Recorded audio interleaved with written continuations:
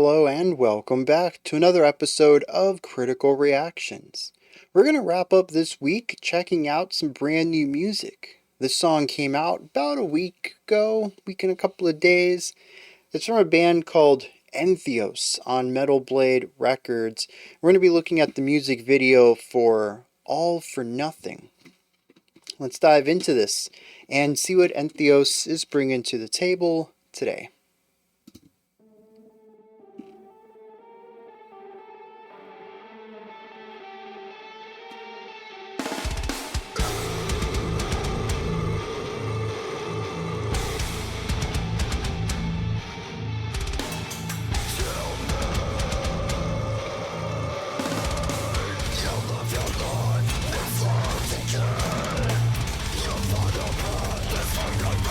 Lots of heavy movement on the bottom. We had that alarm sound, those 4 notes above that, but they're gone now.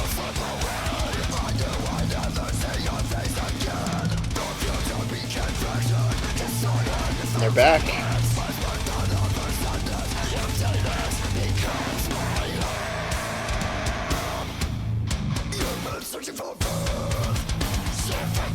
Introducing this new gallop that's on the bass kicks in the vocals as the transition into it. Very clean.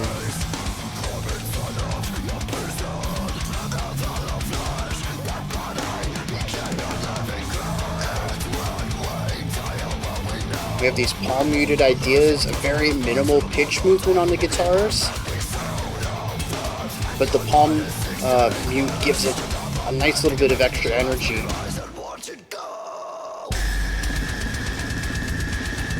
Goblin sounds.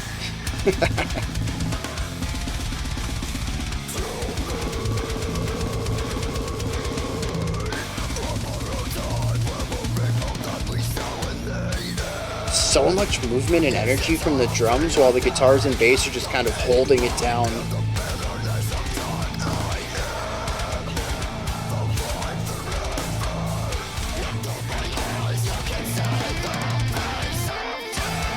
Yeah, the intro to this solo as a moving part that transitions in.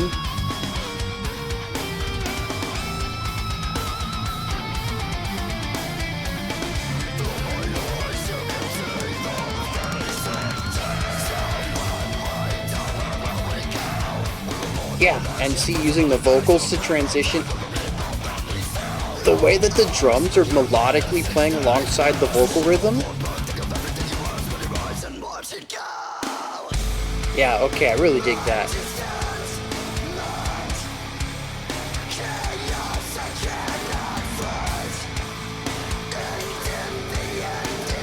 Oh, we have some pitch here in the vocals.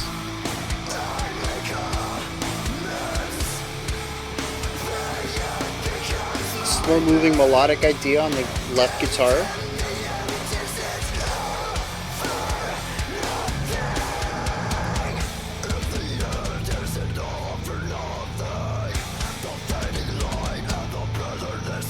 Utilizing space here to build energy. Probably going to cut everything out right about now.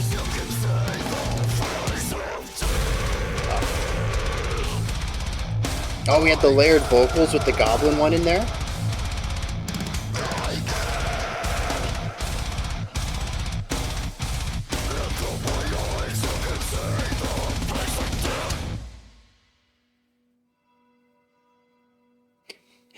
You know what's wild is I was expecting it to keep going. We got some church bells here too. I wonder if that's part of the song or just an outro for the video. Yes, there's a lot of really cool ideas in here. This is not the type of music I typically listen to, but I do like to hear stuff like this that takes metal in a different direction. And at least to me, there's a lot of smoothness between ideas here that kind of makes it difficult for me to hear where verses and choruses or just different sections of the song end and begin, because there's a smoothness of transition through a lot of this. And I pointed out as many as I could hear. it is just really fascinating to find a metal band who doesn't want to do harsh transitions all the time. And I mean, they're cool, right? All right, you're doing one thing and then you just abruptly come into something else. Maybe it has a different time signature, maybe it has a different tempo to it. You just kind of run into that wall, and that kind of works sometimes. It's a cool effect. But I feel like it gets overutilized in metal. And so having all these moments where we utilize foreshadowing to begin an idea before we've actually moved into that idea is very cool. Now, often in this song, you'll hear one instrument just start a bar or half a bar early before going into the next idea. But one thing that let me point out, this happened in the solo section, where the guitar solo actually came in underneath the lead vocals as the vocals were finishing up their line. And we had this cool, like, fast 16th note shreddy section that pulled us into the solo itself, which actually backed itself off a little bit and held out notes quite a bit. I love that transition from all the speed and intensity into something that felt like it was sort of floating. That was very cool. And then coming out of this, the vocals began their line at the tail end of the guitar solo, and they pulled themselves and pulled the whole song into the next section through that element where the vocals took lead again. So that was one way that an instrument carried itself through a section and helped pull the song through the transition. But we also had that section earlier on in the track where the vocals ended their section with a new rhythmic pattern. Lots of energy, kind of had a little bit of a gallop to it. And what was really cool is as soon as they did their line, finished that sentence, and then stopped singing, the drums took that same galloping rhythm, and that became the defining rhythm for the next section. That was just a very cool way to pass the song from one part to the next. And it's little details like that that stand out to me. It tells me that they have a strong understanding of how all the instruments work in their bands and how they can utilize them best to keep the song flowing and moving between ideas. That's not to say that the entire song is done with that sort of fluidity. There are several sections, as I even pointed out there at the end, where they like to use silence in order to usually just highlight the vocals for a beat or two. Although I think at the longest we had a full bar of just vocals, creates so much space so that when the whole band comes back in on the downbeat of that next bar, it is just this big punchy impact as we go from nothing to everything. And those are the types of harsh transitions that are all over metal. And I think that having the contrast between these two, allowing some sections to flow between each other and others to just be butt up next to each other in a way that has these sharp contrasts, works really well and allows the song to feel more dynamic than a lot of metal tends to be. Now, on the other side of things, we'll look at a lot of the guitar work here. A lot of it is textural and rhythmic and atmospheric. I found the guitar solo to actually be quite an interesting part because we don't really have guitar melody anywhere in this song. We have that 4-note sort of alarm thing going on at the beginning, but other than that, a lot of the guitar work is it's texture. It's the grit and tone of the guitars mixed with whatever rhythmically intricate ideas they have, usually paired alongside something the drums are doing. There's usually some sort of melodic movement. It isn't just one note chugging, although we did hear that in 2 sections. But they're usually, as far as pitch is concerned, rather muted, sticking to just 3 or 4 notes that kind of sit around a home tone and provide an element of movement without really being a defining melodic quality. And this is not too odd within the realms of what I would call mainstream metal, which I would put metalcore in there. And well, see, this isn't quite metalcore. This is more kind of deathcore, right? But it's all still part of that core family, which tends to have less emphasis on melody and more emphasis on texture and atmosphere. And this song certainly has that. So the little bit of melodic ideas we have in here are muted, not the core thing, not put into the spotlight. It's there to have movement, but not to dominate the song.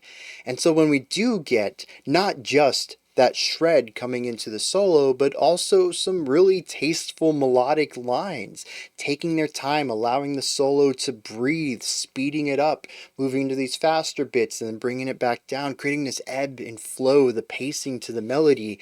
I was just very surprised at the delicate touches they had with their melodic writing, given that we really didn't have any melodic writing up to that point. I do wish we could have had some more melody in this track. Maybe they do in other songs. I don't want to judge a band based off of just a single track, but it's one of those things that deathcore tends to turn me off a little bit about, is just the lack of melody in some of the more popular bands.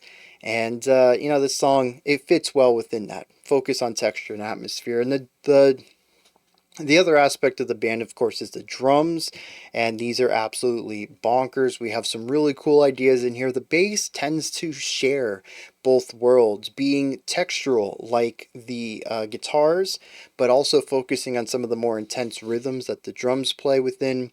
I really like that one moment towards the end when the vocals came in with an interesting rhythm, and the drums played alongside that, the identical rhythm, but playing all sorts of parts of the drum kit, creating something that felt akin to melodic drumming. I thought that was really cool and showcases the drummer's expertise a little bit outside of the more metronomic drumming that we get throughout the rest of the song, where they primarily sit within the pocket and provide the beat for the rest of the band, albeit with a little bit of extra syncopation, especially on what the bass kick is doing.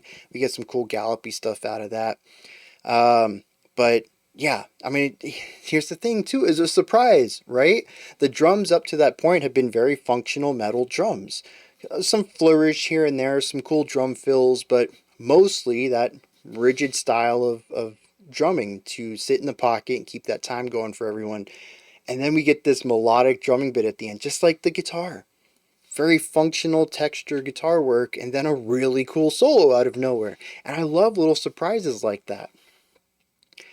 And so, well, honestly, doesn't stop there, does it? The vocals I found were, well, they're fine for me as far as my subjective taste go. Y'all know I'm not a real big fan of growls in general. We did have 2 or 3 different kind of growls in here, a much lower one, sort of a mid one, and then those higher goblin squeals. Very cool to hear the song layer those in different combinations at different times. It does add some little bit of texture differences throughout the song, but a lot of the track does end up utilizing a single vocal style throughout it, which kind of feels monotonous to me. And it's just growls in general, man. Nothing against this specific vocalist. They do a fantastic job utilizing their different types of harshes. But there at the end of the track, we got a pitched harsh, kind of. I heard moving pitches within it, which makes me think that it might have been either multi-tracked, where there was a clean or a gritty clean, maybe like a compressed clean in there, or maybe they found a way to mix their chest and compressed sounds. I don't know. I don't know if this was naturally done in one take or if it was a layering effect, but it sounded really cool and provided some pitch-wise movement to the vocal line that we hadn't heard anywhere else in the song. This just continues to pop up every time, or every instrument in here that I think I have a beat on exactly what type of music they're creating. Somewhere towards the end of the track, I'm surprised by listening to an expansion of the capabilities of these musicians and how they're incorporating that into the song in really cool ways. It's not even just about a neat little twist or gimmick on the thing. It's actually also really strong composition and or production elements in here that add to the track, not just purely for embellishing sake, but for the song's sake as well, allowing it to be something more than it was previously. So, yeah, it's just, again, very cool little twists around every corner. And I love that. I may have to check out more of this group. I don't know that it's going to be something that I really like. Again, it is in the deathcore area. I think we do have breakdowns in here. There's a lot of stuff that isn't typically my cup of tea, but I'm always here to have the rug swept out from under me for people kind of taking a specific sound and pushing it just a little further, exploring new ways of taking that song or that sound in a different direction. I enjoy that. And I think I'd enjoy it here too if this song isn't an anomaly, if this is how they typically write their music. Maybe even, fingers crossed, this is one of their safest songs, knowing that it was going to be a single one day, and maybe they do some wilder ideas on the other tracks. So, do we have a... Okay, this comes from an EP called An End to Everything that comes out on October 25th. That goes in my calendar. I'm going to have to be checking that out. Like I said, I'm looking forward to it. This is not an EP. There's 8 songs on it. Oh, never mind. 3 are live tracks. It's a 5-song EP. Okay, that makes more sense to me. All right. Oh, it says right here, it's a song about existential reflection and the idea that no matter how significant the things we seek in this life seem, they may serve no purpose in the grand scheme of things. Musically, we wanted to write a more straightforward, catchy death metal song and incorporate a big chorus ending. See, they went for something straightforward and catchy here, which means that that's not what they typically do, or at least that's how I'm reading it. So now I'm like really excited to check out this EP and see what they do on the other tracks. Okay, I'm going to read the lyrics here, which are thankfully put into the description. I don't have to go looking for them. And we'll discuss that, and then we'll wrap the video up. So, as the description in the video had stated, it is a song about existential reflection, looking at the idea that things really aren't as significant as we make them out to be, especially in the grand scheme of things. It looks at somebody on their deathbed, going through the moments of their life, having their life flash before their eyes, that kind of thing, and recognizing that there just wasn't a lot of purpose to it. Says the warmth was bitter and stagnant on that hollow day, and no one was around to watch you slip away. Says that you'd been searching for breath, yet suffocating. You had longed to believe there was a reason and a purpose, but instead you had found a hollow flesh, or you had found a prison in your hollow flesh, so your body became a living grave. Just about pure stagnation, about not doing anything with your life, or of anything of meaning. Which I find interesting because it's paired along against the idea, or it's paralleled against the idea that nothing really has meaning anyways. There's also an element of this that almost seems happy that this other person is dying. I don't know if I'm just reading into that or not. I don't know. It says, now that your light is extinguished, swallow the blood back, think of everything you had and spread your eyes and watch it go. Tell me, on borrowed time, we will reap all that we sow. Finally, we have the chorus. It says, in the end, is it all for nothing? The fading light, the bitterness of dark. I'm in the void forever, and through my eyes you can see the face of death. So there is this hyperfixation on death and blackness, and it's very metal, right?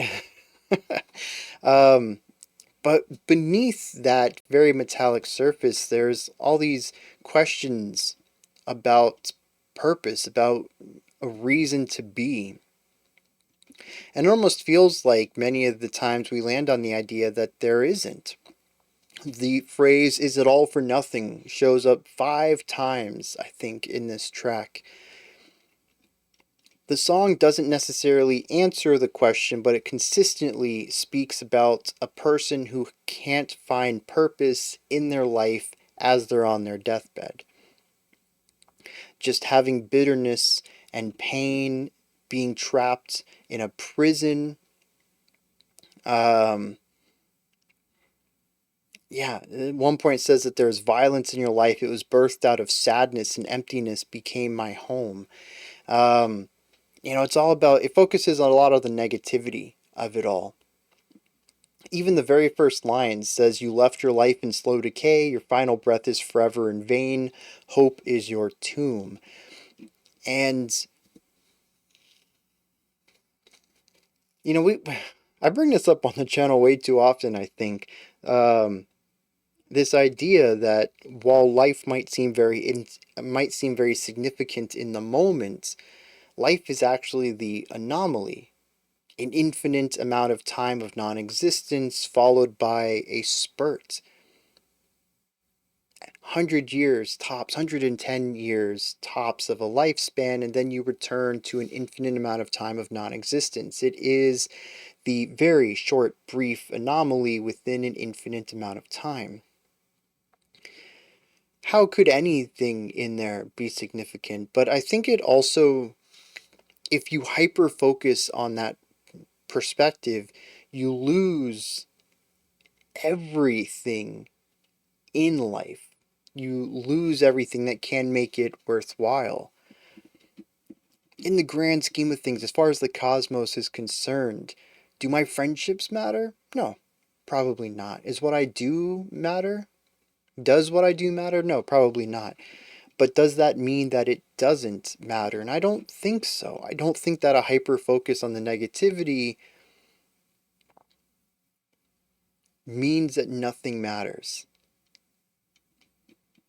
And so, while I think this is a very metal song for focusing on that, it's also not one that I think I necessarily agree with. I definitely think it's missing the forest for the trees. Or maybe it's missing the trees for the forest. Regardless, it might also be focusing on personal experience or negativity towards somebody specific. As I mentioned, there is a bit of animosity towards the person who is on their deathbed here, that it might be less of a song about the human condition and more a song about specific people in this person's life. It may be a bit more of a personal song.